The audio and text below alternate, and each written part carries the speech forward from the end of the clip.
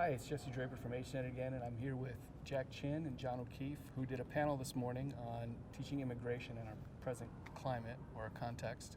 And I thought it would be a great idea to ask you gentlemen some questions about how we might think about that stuff for teachers in the classroom. One of the goals of the Amplified Initiative is to take the expertise that you folks have and share it with people who couldn't get here, whether it's K through 12 teachers or just folks who couldn't get the funding to come to the conference. So again, I just want to thank you both for joining us.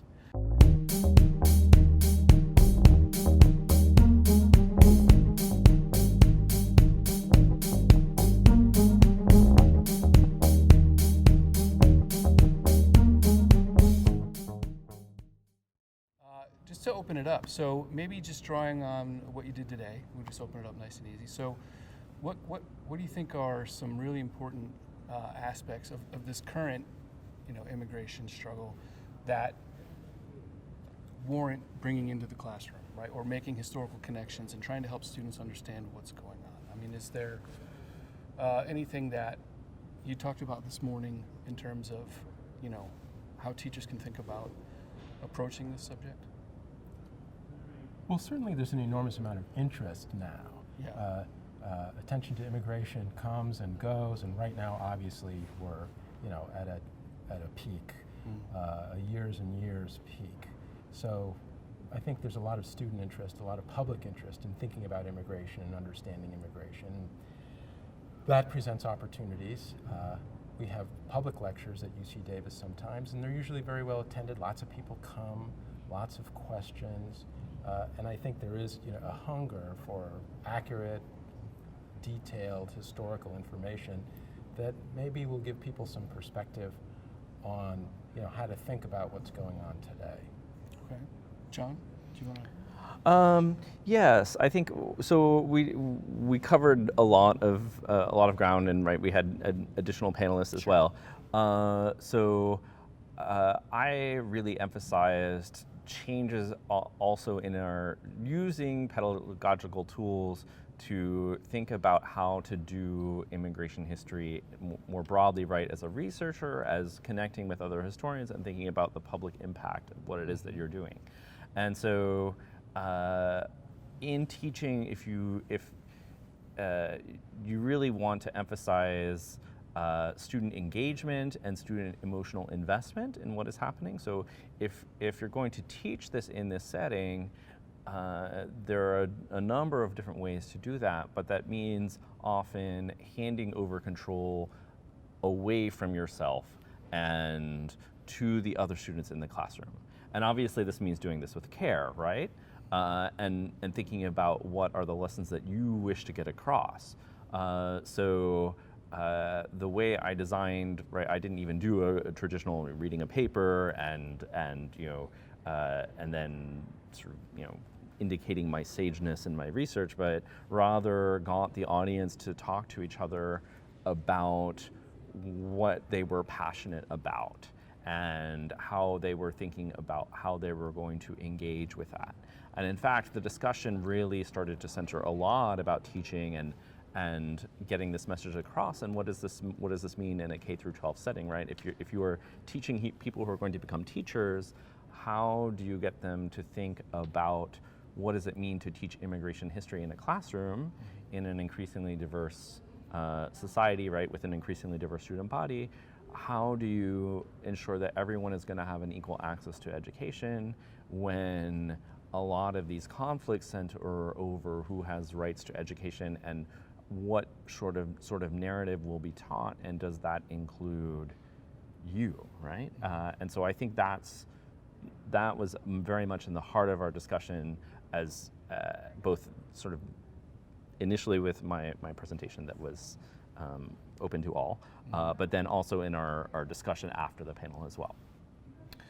Jack, in legal history of immigration, which is your field, are there any landmark cases or periods of time that you think are particularly useful to introduce in, say, a U.S. history survey course that will help students kind of understand the kinds of processes that go into creating our modern day immigration system with all of its structure, both the limitations that it has for some, and that kind of thing. Is there anything in particular that stands out that, this is something that would be really useful for you to introduce to your students? Sure. I mean, certainly there's a handful of fundamental things that shape where we are today. Mm-hmm. So the 1790 Naturalization Act. Right.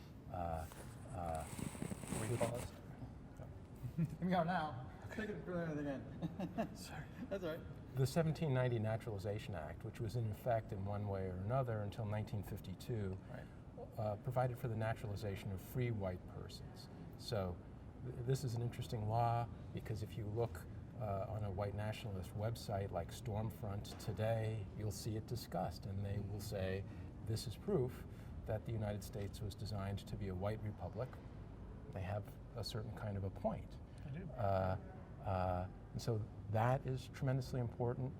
There were a couple of cases, U.S. Supreme Court cases that were decided in the 1880s and the 1890s. Chai Chan-ping versus United States and Fong Yu-ting versus United States. And those cases basically said that Congress can, if it chooses, exclude aliens on any ground that it chooses, including, these cases are understood to say, and they did say, race, religion, national origin, any ground whatsoever. And they accepted the idea, basically upholding the Chinese Exclusion Act, which is another critical feature of that period. They accepted the idea that it was perfectly permissible for Congress to say, we want immigrants of one race rather than another. And so those cases fit in to the 1790 Naturalization Act. The third thing that I would say, if we're going to talk about three, would be the 1965 Immigration Act. Okay. And I call the 1965 Immigration Act the most successful civil rights law of the 20th century, along with its cousins, the 1964 Civil Rights Act and the Voting Rights Act of 1965. And the thing about the 1965 Act that's important is that it took all this history and other details that I haven't gone into and said, we're going to go in a new direction. Instead of discriminating on the basis of race and national origin, we're going to admit new immigrants on the basis of their individual qualifications and including their job skills and connections to people in the United States. And we're moving away from this idea that some races are better than other races, or even the more limited claim that some of these folks made in Congress. Yeah. Well, these races might not be better or worse, but some are more suited to being Americans. Right. And the 65 Act said, we're throwing that whole set of ideas into the garbage, and we're starting fresh with the idea that people should be treated as individuals. And if you look at Stormfront and other white nationalist websites, and for that matter, mainstream conservative media, they will say that the 1965 Immigration Act is the greatest example of unintended consequences or thoughtless legislative action in history. And I think it's fair to say that the moment we're experiencing now, where there's serious debate about harsh measures against undocumented migrants, right. And also even as President Trump has said from the beginning, from his days as a candidate, that he wants to cut legal immigration. He wants to slash legal immigration. Mm-hmm. And I understand that historically as we're now sort of having a national public debate on whether the 1965 Immigration Act was wise or disastrous. I might add to that. Yes, so I think it's really important to challenge popular assumptions about migration and the history of migration. Yeah. And so, and sometimes, shall we say, growing, they're not fully popular ideas, but sort of popular interpretations of history and meaning and in the formation of the nation. And so I also really emphasize that all this machinery of state that has emerged to seize people's bodies and push them across borders is something that developed over time. And so I emphasize the United States government did not have the power to deport anyone before 1798. Several decades, right, the U.S. had been an independent nation, and yet the central government did not have this power or that ability to regulate. So I also get students to challenge these narratives about the U.S. as an overwhelmingly white or European nation and introduce them to documents from the early American period showing and demonstrating the presence of Polynesians and South Asians in the United States, and also immigrants' engagement with the government during this period and their own activism during this period. So in 1798, there was a brief period for several years when non-U.S. citizens who had migrated in the United States were compelled to naturalize compelled to register with the federal government through the court system. But they didn't just do so meekly. And the largest group that had just arrived in the 1790s, tens of thousands of people were coming from revolutionary Haiti. And so they challenged what they saw as unjust behavior by their government. And so they registered, but they also emphasized that this was a nation that had offered them peace and asylum, and this was what the government was now forcing them to do. And that these are recorded by the clerk of court in federal court. So I hand out these documents to my students, and I say, okay, so this is what we know about these people. How do we think about the history of this? What can we say about all these people that their lives are being recorded, right? So there's also migration information. Where were you born? What port did you leave to arrive in the United States? And the other information that they volunteer. And so that gets students to think about this past period and change over time and popular narratives about this early period when it was more diverse than they realized. Right. Thank you. Adding to that, I guess I would want to ask you guys, is there any cautionary words that you have for teachers? Because I think the profession as a whole sometimes can lean towards social activism, social justice, and that kind of thing. And I have had some colleagues who get a little overzealous with that, maybe. Are there any cautionary language that you might have for teachers in this time where they're heightened and they're really thinking about, I want to get my students to understand how we've done this as a nation, how we've accepted or not accepted immigrants, what kind of conditions we've put on it. We don't want to go so far as to overstate, or to, let me say this better, to force connections in our current political climate to things in the past if it's not there. So is there anything that you would say, like, okay, this is great, teachers need to be adding this into the classroom, sure, but be careful about going too far in this direction or at all? Is there anything like that you know? So, Go ahead. okay. So I will say is that sometimes as instructors, we're very passionate about an issue. But in order to have a successful discussion, people need to be comfortable in the classroom. And so one of the things that is very difficult for students of color in a classroom, especially in an overwhelmingly white classroom, and my institution is a predominantly white student body, is that they are expected to be ambassadors of their identity.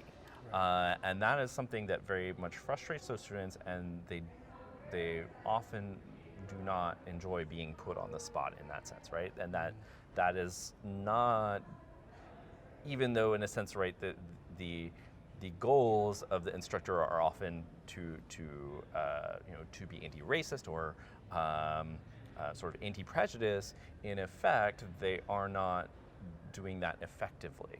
And so often when you're going to teach something controversial, think about what are the consequences if students are forced to speak in this way, which also usually results in less engagement.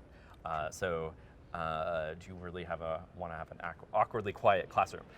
So there's a bunch of different ways you can do that, right? So sometimes for a controversial topic, you can have more anonymous contributions.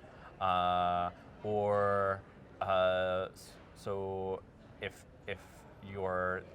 you want students to think really deeply about the past, if you're going to get into assigning, say, character roles for a different historical period, you really need to think critically about what are the consequences of that, and doing that with a lot of care, even though that's often a really effective way to get students to think about what was it like in this different period, and why do people advocate certain views at this time. I think it's just hard now. Yeah. Because it's a live political question, and I worry in these conversations that that good-hearted students who have political views that I profoundly disagree with won't feel that they have room to make a contribution to the conversation.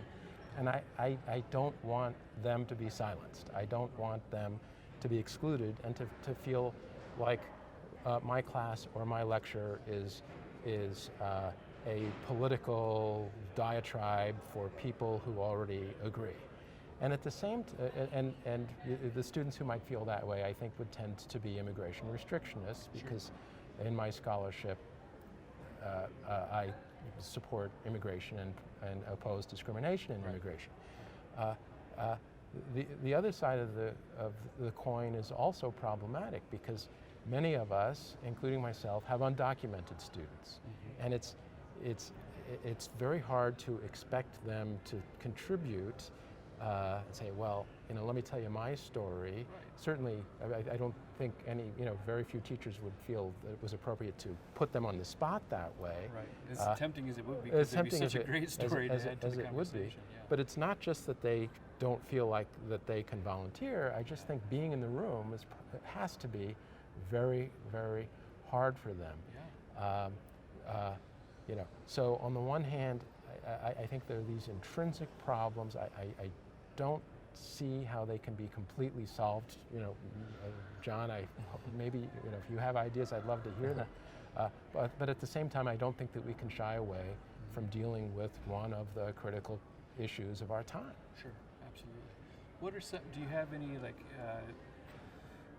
what kind of steps or methods do you use to try and create that more just open to discourse type of environment for your students? Like, how do you make the students who might disagree with your political position or with just the way that you're presenting, how do you, what kind of things do you do in the classroom to try and foster that this is a discussion, I may not agree with you, but everybody's invited to the table?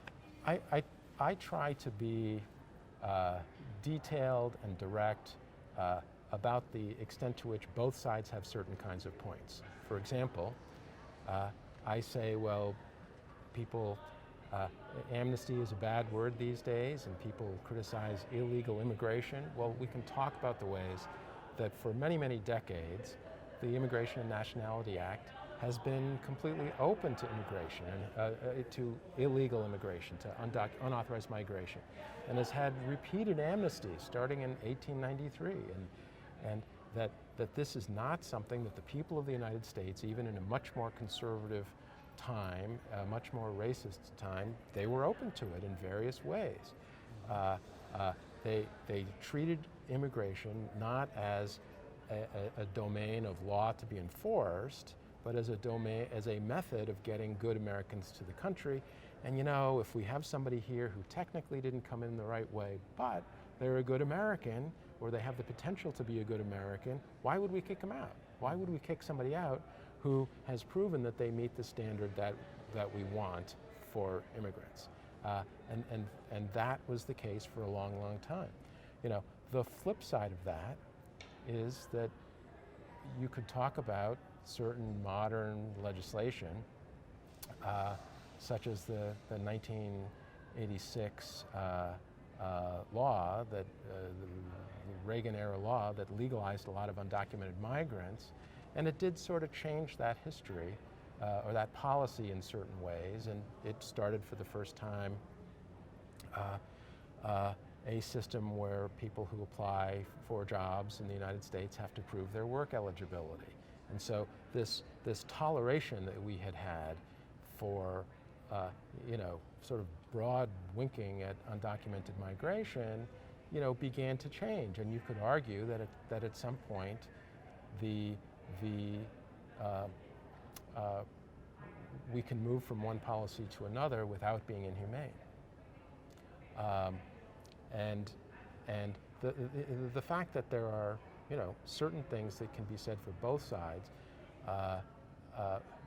perhaps would create room for a nuanced discussion of how we can deal fairly with the people who are here, and think about humane immigration policies for the future. John, do you want to add anything to that as far as your approach? So to come back to the teaching, there's a couple of different ways, and I think as Jack has said, nothing is perfect, right? This is a difficult time. Class, this is and the individual setting of your class is going to vary, right?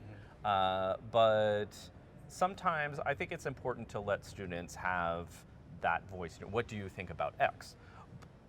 But we also realize sometimes that framing the discussion in that way is not going to be productive, and and so sort of the light version of that is some people think X, right? And usually we have some documents where some people express these views. Well, why? What is the understanding? What are the concerns, right? So in this case, the sort of individual advocacy and belief is disassociated from the individual student. So kind of that sort of step back from not what do you believe, but what do some people believe and why, gets towards that attempt to have a mutual understanding or a place where you can see multiple views being advocated. A lot of instructors also, and once again, kind of thinking very carefully about what is the impact of how you frame this, but if you set up your class as a debate, right, these people should advocate for X cause, right, and these other people should advocate for Y, and then the rest of your students are your jury, right, who listen to each side and weigh the evidence. And often another way to do this, and this is, I'm also using other people have told me about this. Yeah, sure. So I don't want to emphasize all the teaching techniques that I'm talking about are my own innovations, right? This is lots of us as scholars, right? We talk, we debate, and very interesting. So you say, okay, well, who had the better constructed argument? Which side had the better constructed argument versus what are you actually voting for? And I think this also, that can be really successful in a case where you see a class that overwhelmingly prefers a particular view or position, and then why? Right. And so you can kind of, okay, well, everyone felt that Team X had the better argument, but you all voted for Team Y. So what's going on with that, right? And then that gets students to kind of, think about what are the dynamics of advocacy in your classroom. Affecting their opinion other than the facts as they've been argued. Yeah. Yes. Great. Excellent. I don't want to take too much more of your time. Just one final question for both. It's kind of open-ended, which is maybe frustrating. But, the folks that I talk to a lot, the K through 12, and, those teaching like the U.S. History Survey course, they have a limited period of time and they're asked to teach so much material, and it's so hard to fit it all in. If I'm teaching a survey, I find myself at the end of the first half American surveys, come on, we got to get to Reconstruction. But it's how do you decide what you're going to cut, what you're going to trim, and still present a full American history survey, right? Or in K through 12, my daughter's social study teacher basically said, well, we had to cut history for the first semester because we just didn't have time, because I was doing other stuff, And so given those kind of constraints that teachers are really facing in some of these contexts, right? I mean, it's all great if we can get students into history classes that are focused on immigration or focused, these smaller seminars where we can really get people to chew it. But when you have the constraints of like the seminar or the K through 12, if you had like, I just want you to get this about immigration into your lesson, right? Is there anything like, with regard to U.S. Immigration history, is there anything that you would say to teachers like, you know what, if any way possible, make sure you cover this? Either the period or the subject or just... So let me answer this in a slightly different way. I think the choice is, and sometimes the choice is, you need some sort of unifying theme, right? A central argument that you're trying to to get across to your students. And so, for instance, in my survey classes, I use a textbook, "Give Me Liberty" by Eric Foner. So I think I like that textbook because it really talks about freedom, right? Mm-hmm. And Americans have talked about freedom or liberty and defined it in different and understood it in different ways. Right. And so this is a really good way to talk about the American Revolution, right? How did people understand liberty then? But also to talk about migration, that freedom, that liberty to migrate, which historically was much less restricted than it is in the 21st century, mm-hmm. and then also get into the contradictions of that. So, often the core of that is slavery, right? What does it mean to talk about freedom in a society where slavery exists? So that I think the overarching theme will allow you to allow everything to fall in. And then the flip side of that is thinking critically about the decisions that you're making. So if you say, we can't teach this without we can't teach this class without covering something, right? So I also teach world history, right? And once again, it's the same, from the dawn of agriculture to 1750, and so occasionally, there's a theme, and occasionally I'm like, oh, the Mongol Empire. We have to talk about the Mongol Empire, right? It's the largest land empire in world history.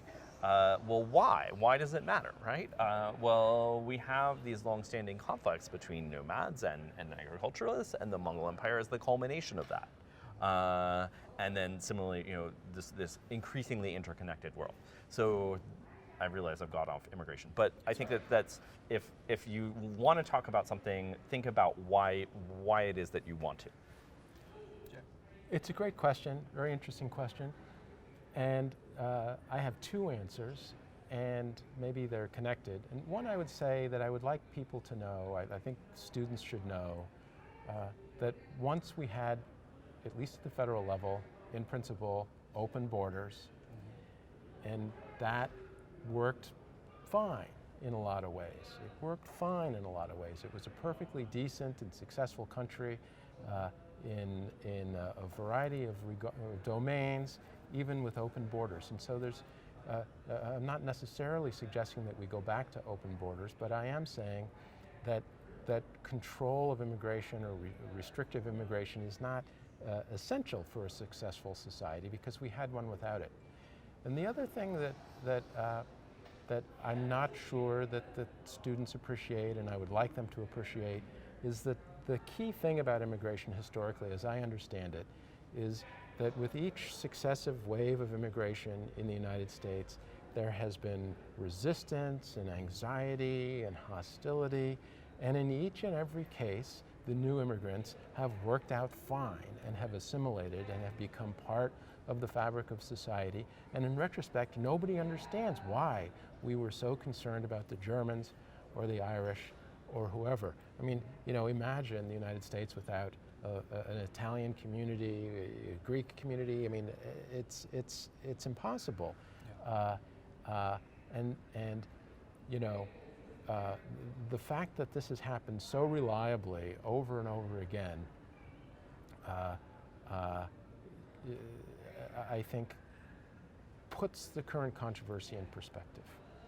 Mm-hmm. It might even, be able to be used to clue people in that there are certain forces that come into play periodically, where immigration is used as either a politically motivated, boogeyman or something along those lines, right? Or we're having a hard time economically because the immigrants are taking your jobs, or we're, those kinds of, fear-based, aspersions against immigrants. It may be political leverage, or it may be, just some ancient part of human brains that's suspicious of strangers. But what education is supposed to do is teach you things and how to think about things, right. And so we don't. We can detect patterns and maybe generalize from them, and I think this is a context where that would be useful. Absolutely. Gentlemen, I really appreciate your time. I don't want to take any more of it. I think I'm out of time anyway, but thanks very much, Thanks, both of Jesse. you. Thank for you. It taking was the very time much a to- pleasure. Yeah, Thanks for absolutely. talking. Thanks, everybody. Again, thanks to Jack and to John, and that's it for MationNet. Thank you.